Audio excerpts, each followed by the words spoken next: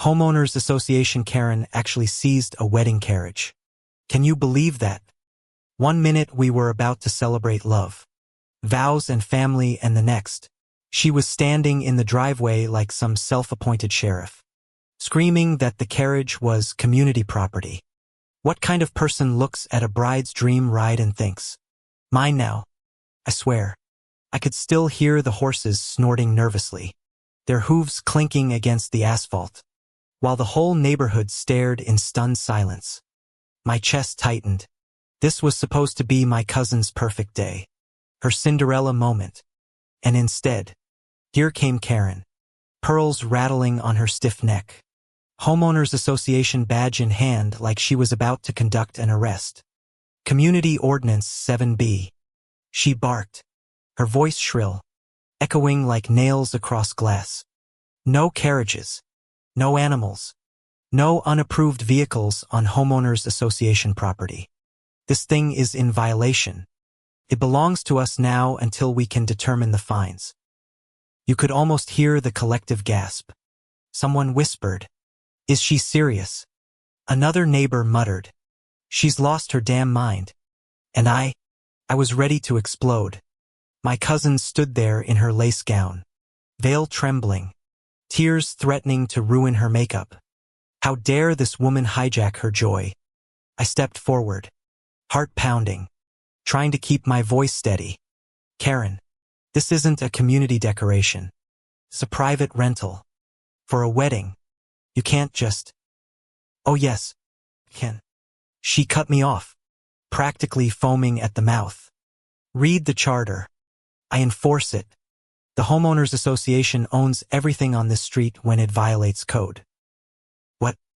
Was she actually claiming ownership of a horse-drawn carriage? My head spun. My uncle shouted, "This is theft." But Karen puffed up like a turkey, hands planted on her hips, and barked at the poor carriage driver to unhitch the horses. The driver, an older man with calloused hands, shook his head. "Ma'am, I'm contracted. Can't." Karen lunged toward the reins and the horses reared back, hooves striking the ground like thunder. Guests screamed. Kids clutched their parents, and for a split second, I swear I thought someone was going to get trampled. "Enough!" I yelled, stepping between her and the horses. My voice cracked, adrenaline surging. "You're endangering everyone here." But Karen wasn't listening. She kept screeching about bylaws, fines, Homeowners Association dominion, her words tumbling out like jagged stones. And then, the twist, her husband showed up. "Oh yes, Mr. Karen." He came strutting down the street in his golf shirt and loafers, holding a glass of wine, smirking like the villain's sidekick. "Honey, just tow it. They'll have to pay triple to get it back. It'll teach them." "Tow it. Tow the carriage." My cousin broke down sobbing, clutching her bouquet like it was the only thing holding her together. The driver looked horrified. My aunt started shouting at them, her voice shaking with rage. And me, I pulled out my phone. My hands trembled, but I dialed 911. "Emergency services. What's your situation?" I almost laughed. It sounded absurd even to me. "Yes, there's an Homeowners Association president trying to seize a wedding carriage with horses. She's interfering with a ceremony, putting people at risk and, please, she's scaring the animals." The operator's pause was long enough to make my stomach twist. Then, "Officers are on their way." Oh, thank God. But the chaos didn't stop. Karen actually climbed up on the carriage step, trying to yank open the little velvet-lined door like she was repossessing a car. The driver begged her to stop. The bride cried harder. Guests shouted, some filming with their phones, others yelling at Karen to back off. And Karen, she screeched over everyone, "This carriage belongs to the Homeowners Association until further notice." Unbelievable. That's when the wail of sirens cut through the shouting. 2 squad cars rolled up, lights flashing red and blue against the white dress. The roses, the terrified horses, Relief washed over me, but Karen, she didn't flinch. She actually straightened up. Smug grin plastered on her face. Finally, the officers stepped out. Calm but firm. "Ma'am, what's going on here?" Karen thrust her chin forward. "Good. You're here. Arrest them. They violated community code. They brought an unauthorized vehicle and livestock into the homeowners association grounds." The cops looked at each other, confused. One officer turned to me. "Is this true?" I let out a shaky laugh. "Officer, this is a wedding. That's a rental carriage. She's trying to seize it. She scared the animals. Almost caused a stampede, and she's ruining everything." The bride whimpered softly behind me, her mascara streaking down her cheeks. I gestured to her, my voice breaking. "This is her day. Please, do something." The cops shifted, their hands resting near their belts. Not weapons, just steadying themselves. One of them stepped up to Karen. "Ma'am, you need to step away from the carriage." Karen's voice went shrill. "No, I am the homeowners association president. You work for me. This is my jurisdiction." You should have seen the officers' faces. They went from polite confusion to absolute steel. One of them muttered, "That's not how the law works." And the other, with a sharp tone, barked, "Step down. Now." But Karen refused. She clung to the carriage handle like a pirate clutching stolen treasure. Her husband started yelling too, slurring his words. "You can't tell her what to do. She owns this neighborhood." That's when it snapped. The officers moved in fast. One pried Karen's hands off the door while the other restrained her husband. Karen shrieked, "You can't do this to me. I am the homeowners association." Her voice cracked, high-pitched, desperate. And then, click, handcuffs. The sharp metallic sound cut through everything like a final verdict. The crowd erupted, half in cheers, half in stunned laughter.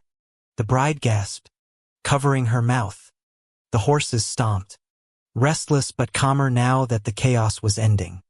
And Karen, she thrashed, pearls flying off her necklace, mascara smeared across her cheek like war paint. "This isn't over," she screamed as they dragged her toward the squad car. "You'll regret this. You'll all regret this." But the officers didn't care. They shoved her husband in the second car, his wine spilling all over his khakis. And just like that, the so-called rulers of the homeowners association were hauled off in cuffs. Their fantasy shattered in front of the entire neighborhood. The silence after was deafening. Then the bride sobbed, not from sorrow, but from relief. My aunt hugged her tight, whispering, "It's over, baby, it's over." The carriage driver gave me a nod, steady hands patting the horses. "We can still make the ride if you want." And you know what? We did. The bride climbed into that carriage, veil fluttering in the breeze, her laughter finally breaking through the tears. As the horses trotted off, the crowd clapped, cheered, even wiped their eyes. It wasn't the perfect day we imagined. No, but it was real, raw, powerful. And the image of Karen being dragged away in handcuffs, that was a gift from fate itself. Later, we heard she'd been charged with disorderly conduct, public endangerment, and attempted theft. The Homeowners Association board voted to remove her permanently. She lost her throne, her control, her fantasy empire.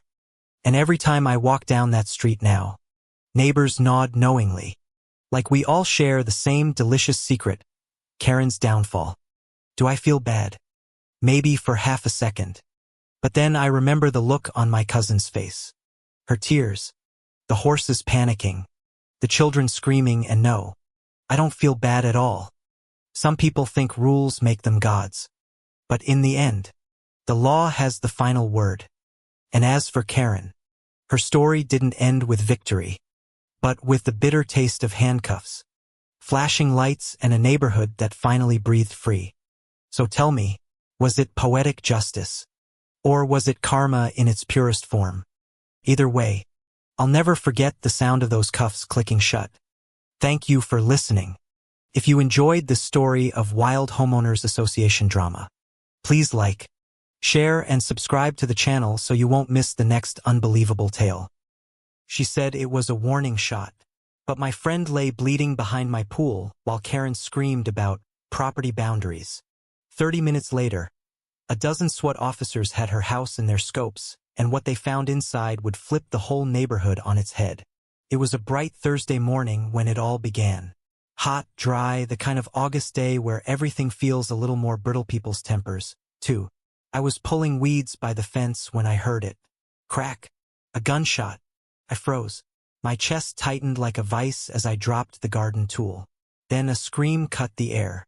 Help! Jesus! Help! She shot me. It was Marcus. Oh no. Oh hell no.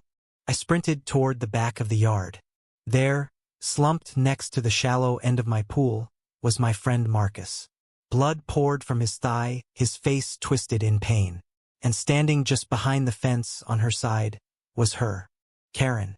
Blonde bob, oversized sunglasses, and that ridiculous rhinestone-studded visor. She stood there holding a rifle like she was defending a damn fortress. "He was on my property," she shrieked. "I warned him. Are you out of your mind?" I shouted, falling to my knees to apply pressure to Marcus's wound. "He was trimming my hedges. He crossed the line," she barked back. "The HOA rules clearly state." "Oh, to hell with your rules." My hands were trembling, soaked in Marcus's blood. "You shot someone. That's not a violation. That's a felony. Call 911. She actually hesitated, before finally stomping back into her house, muttering about stand your ground and trespassing. By the time the paramedics and police arrived, Marcus was conscious but pale. They stabilized him and wheeled him off to the hospital, while I gave my statement with shaking hands. I expected Karen to get cuffed right then and there, but she didn't. Instead, Officer Whitmore, some new guy fresh out of academy, I swear told me, "Ma'am, we need to assess the context. Ms. Greeley says the man was on her property with an object that resembled a weapon." "You mean the hedge trimmer?" I snapped. "The electric one? It's still humming by the bush." He blinked, clearly out of his depth. Then Karen walked up, arms crossed, smirking like the damn queen of the HOA. And that's when she said it. "I'll be filing a lawsuit for defamation if he or anyone else suggests I acted illegally. This is a lawful neighborhood." I nearly choked. Marcus was bleeding out and this woman was already threatening legal action? Was she even real? That night I didn't sleep. Couldn't. I kept replaying the sound in my head, the crack of that shot, the way Marcus screamed, the casual way Karen had held that rifle. And her smirk. God, that smirk. Something felt off. More than just her usual HOA tyranny or fake pearl clutching at Halloween decorations. No, this was different. I dug deeper. The next morning, I drove straight to City Hall and requested public records. I had a hunch Karen liked to puff herself up, always claiming to be on the board or approved by zoning. But I'd heard whispers before, about her past, about her ex, something about a forged signature on a property transfer that had magically disappeared. Took me 3 hours and 2 energy drinks, but there it was, a name change. Karen Greeley used to be Sharon K. Delano, and Sharon had a file. Thick one. Fraud. Tampering. Forgery. She'd been investigated in 2 counties for falsifying inspection reports for a real estate company she worked at back in Nevada. She left the state the month before trial, and everything mysteriously went quiet. Holy hell.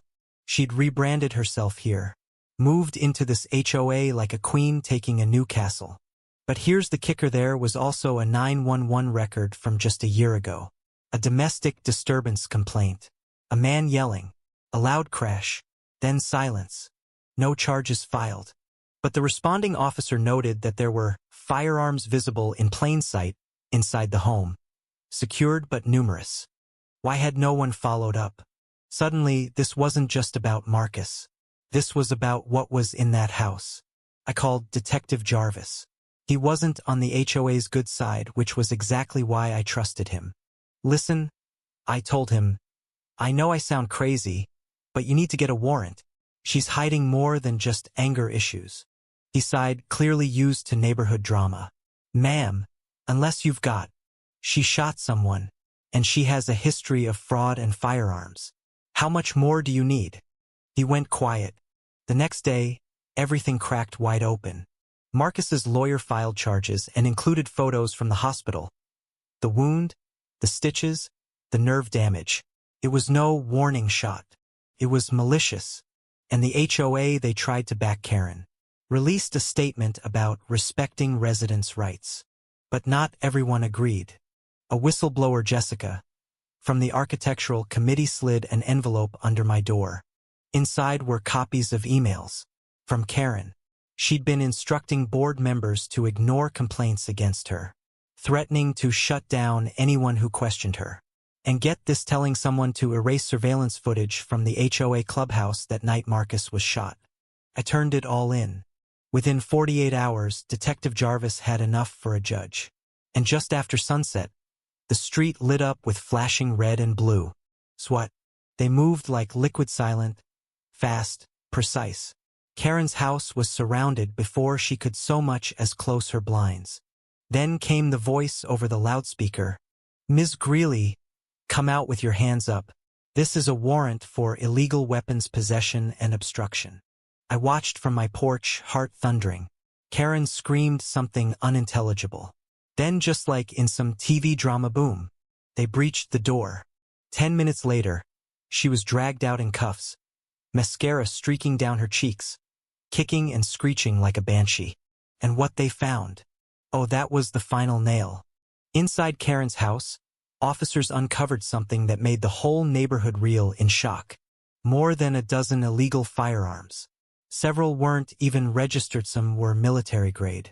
Rifles, handguns, even a short-barreled shotgun hidden beneath a fake floor panel in the garage. Ammunition stacked in plastic bins like she was prepping for a war. And tucked into a desk drawer in her home office? A forged HOA document, complete with fake signatures, one of which belonged to a woman who died 2 years ago. The fraud wasn't just ancient history. She'd been actively forging votes, manipulating fines, and silencing neighbors who didn't fall in line. Her entire reign of terror as HOA queen was built on lies. One big, dangerous scam. She had no real authority. Not a single vote in her favor had been verified. She wasn't even legally on the board anymore. And the biggest shock? A stash of lawsuit drafts. Pre-written lawsuits against over a dozen neighbors, including me for everything from emotional distress to public slander. All dated months ago. She'd planned to bankrupt anyone who pushed back. This wasn't just petty. This was calculated evil. Karen was charged on multiple counts. Unlawful possession of firearms, aggravated assault with a deadly weapon, forgery, and obstruction of justice. The fraud case alone could lock her up for years. But it was the lawsuit conspiracy that got the FBI involved. Marcus made a full recovery, walks with a limp now, but his fire hasn't dimmed. He sued her estate for damages and won. As for the HOA, dissolved completely. The whole structure collapsed under the weight of Karen's corruption. Funny how she built that house of cards so high only for it to come crashing down with one bullet. And now, when new folks move in and ask about the empty corner lot with the boarded-up windows, we just nod toward it and say, that's where the HOA queen fell. Want more true HOA justice stories like this? Subscribe to our YouTube channel. Your neighborhood drama will never feel the same again. The coffee shop went silent. Every head turned toward the front counter, where a woman's sharp voice sliced through the air like broken glass. Take it off. You're just showing off. She barked, her face red, finger trembling in the direction of a man standing quietly in line. He wasn't loud. He wasn't asking for attention. He was just there. Broad shoulders in an olive-green army dress uniform. Medals glinting faintly under the warm cafe lights. Proud veteran. Waiting to grab a black coffee. That's it. Yet here was Karen, shrieking like he had committed a crime. The veteran's jaw tightened. A heavy silence followed, broken only by the hiss of the espresso machine. His name tag read Holt. His eyes, steel gray, tired but steady, narrowed slightly as if he was deciding whether to respond at all. And then, finally, he sighed. "Ma'am," he said, calm, almost weary. "This is my uniform, my service. I earned this." But Karen wasn't hearing any of it. Her high-pitched laugh cut him off. "Earned? Ah, you're just trying to get sympathy points. Walking around like some billboard. Pathetic." Someone in the corner gasped. A man muttered under his breath, "Are you kidding me?" But Karen's voice swallowed the room. The veteran stayed still, not flinching. He didn't even raise his voice. "I buried brothers in this. This isn't a show. It's respect." That was the first crack. You could feel the weight of his words drop into the air like an anchor. But Karen wasn't about to stop. She crossed her arms, heel tapping like a ticking bomb. "Respect. Don't talk to me about respect. My tax dollars paid for your little outfit. You should be grateful I even let you stand here in it." And the room exploded. Gasps. Angry murmurs. One woman actually covered her mouth with her hand. A young man in a hoodie whispered, "Holy SHT." Holt's eyes lowered. For a split second, his shoulders sagged. Not in defeat, but in sorrow. He whispered almost to himself, "You have no idea what you're saying." Karen pounced on it. "See, you can't even defend yourself. Take it off right now or I'll call the manager. This is harassment. This is..." "Enough." The word cracked like thunder. It didn't come from Holt. It came from the back of the shop. A second man stood. Older, grayer, leaning on a cane. His jacket bore a patch. "You..." "Marines." His face was etched with scars. His voice gravelly. "Lady," he said, pointing the cane like a spear, "you just crossed a damn line." Karen blinked, thrown off for the first time. "Excuse me. Who even are you?" The old Marine's eyes burned. "Someone who's bled so you could flap that mouth. You don't talk to a soldier like that. Not here. Not anywhere." The cafe was alive now. Voices rising. Some recording on phones. Others shaking their heads. The barista froze, holding a cup midair. Karen's lips curled in a sneer. "Oh, so it's a veteran pity party. How convenient. Maybe I should dress up too and pretend for attention." And that was the fatal strike. A chair screeched back. A woman in her 40s, business attire, sharp features, stepped forward. She pulled something from her bag and slammed it on the counter with a trembling hand. A folded flag, pristine, carefully kept in its triangle frame. Her voice cracked as she spoke. "My husband came home in a coffin wrapped in this flag. That uniform you're mocking. It was the last thing I ever saw him in." The cafe went dead silent. You could hear the hum of the refrigerator, the faint tap of rain on the window. Karen froze, her face paling. The woman's voice broke, but it carried fury beneath the pain. "How dare you call it publicity? How dare you?" Karen stammered. I didn't mean." But it was too late. Holt had turned toward the woman, eyes softening. He straightened, gave her the sharpest salute. Crisp, flawless, filled with decades of weight. The Marine beside him did the same, leaning on his cane but unyielding. And then, like a wave, others rose. A man in a baseball cap lifted his hand. Another, quietly sitting with his teenage son, stood and saluted too. Spread. 7. 9 men and women in the room. Veterans you would have never noticed until now. All saluting. All standing in silent defiance against Karen. Karen's voice cracked. What is this? Some performance." "No," Holt said softly, still holding the salute. This is honor. Something you'll never understand. The barista, trembling, finally broke the silence. Ma'am, I think it's time you leave. Karen's face twisted, red and blotchy. She tried to lash out one last time. This is discrimination. You're all ganging up on me. I'll sue. But the cafe door opened before she could finish. 2 police officers stepped inside, responding to a call someone had already made. They scanned the tense room, eyes settling on Karen's flailing arms and Holt's unwavering stance. One officer sighed, pinching the bridge of his nose. Karen, he muttered, like he'd seen her before. What did you do this time? The cafe erupted in laughter. It was sharp, bitter, cathartic. Karen's mouth opened and closed like a fish gasping for air. The officer shook his head. We got multiple complaints of harassment. You're leaving. Now. But. Now. And just like that, she was escorted out, sputtering nonsense, drowned out by the sound of clapping. Applause thundered through the cafe, filling every corner, echoing off the walls. Some people stood, cheering. Others had tears in their eyes. Holt lowered his salute, shoulders finally easing. He let out a breath, long and heavy, as if years of weight had been lifted. If only a little. The woman with the flag clutched it tighter, whispering thank you through trembling lips. Karen's voice could still be heard outside, muffled, shrill. But inside, the cafe belonged to the veterans now. And then came the twist. As people settled, as chatter returned, the older Marine grinned at Holt. Funny thing, he said, voice lighter now.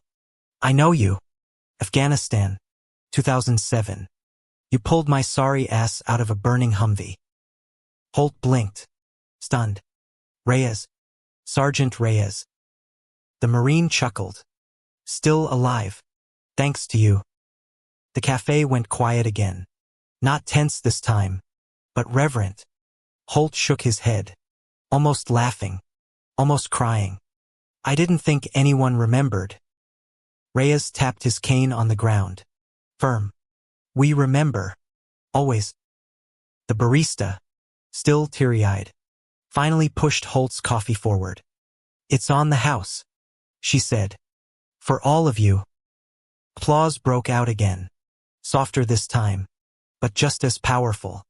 Outside, Karen was still ranting into her phone, but nobody cared. Inside, the story had already been rewritten. The cafe became something else that day. Not just a place for coffee, but a sanctuary of memory, of respect, of voices rising against ignorance. And Karen, by the next morning, videos of the confrontation had gone viral. Millions watched her sneer, watched her collapse under the weight of her own cruelty. She became the villain of her own making, roasted online, memed, ridiculed. Uniform Karen, they called her. And no matter how many excuses she screamed into the void, no one listened anymore, because the truth had been seen, felt, lived. And Holt, he didn't need fame. He didn't want attention. He just wanted peace. But that day reminded him, he wasn't alone. The brotherhood, the sisterhood, the quiet army of those who served, they were everywhere, watching, waiting, ready to stand. The cafe returned to normal eventually. Laughter, chatter, the hiss of steam. But the air was different. Stronger, heavier, fuller. Holt took one last sip of his coffee, set the cup down and stood. His boots echoed softly on the wooden floor. He nodded to the woman with the flag, to Reyes, to the others who had saluted. Then he walked out into the street, the world buzzing around him, but his steps steady. And Karen, she was gone. Her shrill voice had finally been silenced. And justice, quiet, simple, undeniable, had taken her place. You need to shut this nonsense down right now. That was the first thing out of her mouth. Not even a hello. Not a hey, how's it going? Just a shrill voice, a furrowed brow, and the unmistakable energy of someone who believed the world owed her obedience. I turned slowly from the grill, tongs in hand, mouth still half full of smoked brisket. "Excuse me," I said, blinking like I just heard thunder in the middle of a sunny day. Two women stood outside the gate to my backyard, both in sundresses, both holding little dogs that looked as bitter as their owners. The taller one, with a bony arm and sun hat, pointed a trembling finger toward my friends, my family, my smoker, my house. "This violates HOA regulations. Section 14B. No open flames within 15 feet of a fence line. And noise pollution. This is unacceptable," she screeched. The other one chimed in, arms folded like she'd been preparing her lines for hours. "You've got too many people. Too much traffic. Too much smoke. We're calling the board." "Actually, you are the board." "Oh, great. HOA Karen times 2. My cousin TJ let out a slow whistle behind me, tapping his bottle of root beer against mine. "Welp, they found us," he muttered. Someone in the crowd laughed nervously. Now, before I go further, let me be real clear about something. This wasn't just any barbecue. This was the annual cookout for the local firefighter academy, something we'd been hosting on rotation for years. It was our way of honoring new graduates, celebrating the end of brutal training, and letting their families see what these future heroes were made of. We had permits. We had a safety perimeter. We had EMTs on site. And yet here came the Karens. "Look, ladies," I said, trying to keep my tone calm, even though my jaw was tightening. "This event was cleared 2 months ago by the city. We sent out flyers. You probably got one." They looked at each other, then back at me like I just said I was running a nightclub out of my garage. "We don't read junk mail," Sunhat Karen snapped. "No one approved this with us," added the other. "And we're telling you now, shut it down, or we'll call the fire department ourselves." At that moment, I actually laughed. Couldn't help it. "Please do," I said, stepping aside so they could get a full view of the yard. "They're right over there by the tent. Chief Davis is eating ribs. Try not to get sauce on your dog." They blinked. "What?" I pointed again, this time toward the red and white tent where a half-dozen current firefighters and 3 academy instructors were seated with their families. A few of them gave the Karens a polite wave. One of them even raised his plate, like cheers. "Oh, my God," Karen 2 whispered, but the tall one didn't back down. "Nope," she doubled down. "This is still residential property. I don't care if you've got the whole department here. It smells like a forest fire and it's ruining my linens. I had laundry hanging." TJ raised an eyebrow. "You mad because your bedsheets smell like barbecue now?" The crowd chuckled. A few phones went up because, of course, this was going viral before the chicken even finished cooking. And then came the twist. A low rumble echoed down the street. I turned and saw a red training fire truck pulling up, followed by an SUV marked Emergency Services Academy Supervisor. "Oh, sweet karma, you beautiful beast." The Karens froze. I turned back to them with a tight-lipped smile. "You were saying something about calling the fire department?" This is an abuse of power." The shorter one shrieked suddenly, her face turning crimson. "You people think you're above the rules just because you wear uniforms. This is a neighborhood, not a training camp." And just like that, the dogs were barking, a toddler started crying, and someone dropped a tray of baked beans. Chaos, but controlled chaos. Chief Davis stood slowly, brushing off his hands, walking over like a dad about to scold 2 misbehaving kids. "Ladies," he said with a warm but deadly smile, "do you have any idea how many code violations you 2 are committing right now by interfering with a city-permitted emergency training gathering? I beg your blocking emergency access routes," he continued, calmly, verbally harassing city personnel and falsely threatening to call emergency services. "I'd say that's at least 3. And don't forget the dog poop left in my driveway last week," someone shouted from the crowd. The Karens looked around. Suddenly, they weren't on the offensive anymore. They were surrounded. I could see the shift in their eyes from righteous indignation to quiet panic. Their grip on their dogs tightened. Their breath became shallow. We just wanted the noise to stop, one mumbled.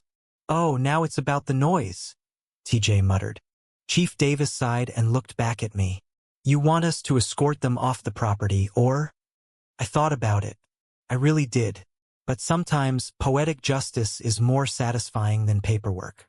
Nah, I said, wiping my hands on a towel and leaning against the smoker. Let them walk back through the neighborhood. Everyone's seen what they pulled. That's enough. A few people clapped. But then just when I thought it was over, Karen one snapped.